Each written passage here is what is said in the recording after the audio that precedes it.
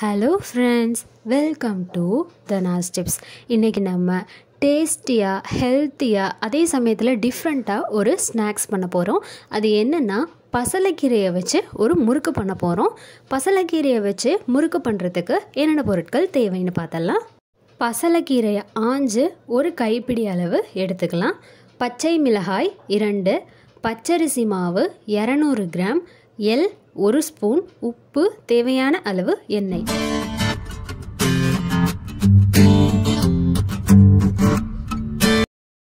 ஒரு மிக்ஸி ஜாரில் பசலைக்கீரையையும் பச்சை மிளகாயையும் சேர்த்து தண்ணி எதுவும் விடாமல் அரைச்சி எடுத்துக்கலாம்.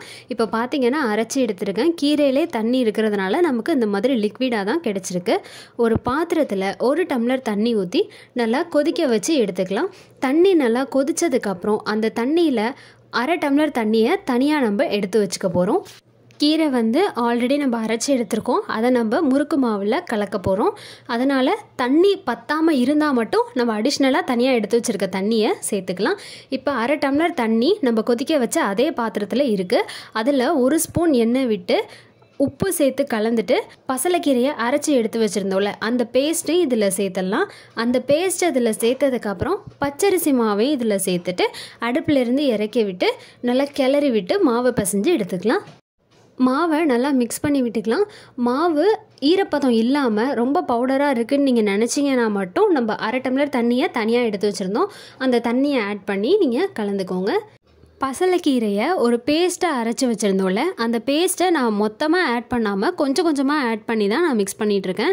இப்போ இந்த மாவு பிசைஞ்சு முடிச்சதுக்கப்புறம் என்கிட்ட இன்னும் அந்த பசலைக்கீரை பேஸ்ட் இருக்கிறதுனால அதை திரும்பவும் இதில் ஆட் பண்ணி நான் மிக்ஸ் பண்ணி விட்டுட்ருக்கேன். நல்லா க்ரீனிஷாக வரணும்னு நீங்கள் நினச்சிங்கன்னா உங்களுக்கு கலர் ஆட் பண்ணிக்கோங்க. நான் கலர் எதுவும் ஆட் பண்ணலை.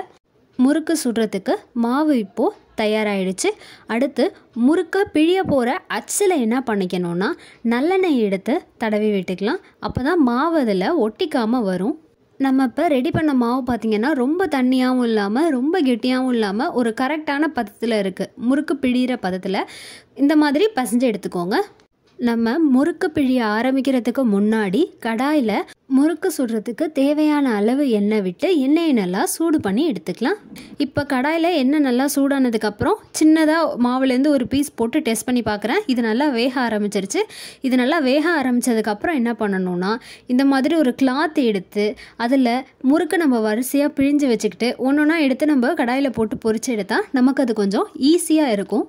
முறுக்கை நீங்கள் இந்த மாதிரி கிளாத் மேலே தான் பிழியணும்னு அவசியம் கிடையாது. வாழை இலை எடுத்து கூட அது மேலே எண்ணெய் தடவி நீங்கள் பிழிஞ்சிக்கலாம். முறுக்கு இப்போ நல்லா பொரிய ஆரம்பிச்சிருக்கு. அதை திருப்பி போட்டு வேக வச்சு எடுத்துக்கலாம். கீரையில் நிறையா சத்துக்கள் இருக்குதுன்னு நம்ம எல்லாருக்குமே தெரியும். கீரை டைரெக்டாக சாப்பிடாதவங்க கூட இந்த மாதிரி ஸ்நாக்ஸ் மாதிரி பண்ணி கொடுத்தா விரும்பி சாப்பிடுவாங்க.